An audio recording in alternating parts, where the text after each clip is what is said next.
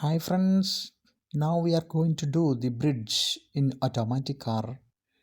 It is one of the tasks in the preliminary examination. So let us see how to do. So we are moving up to hill.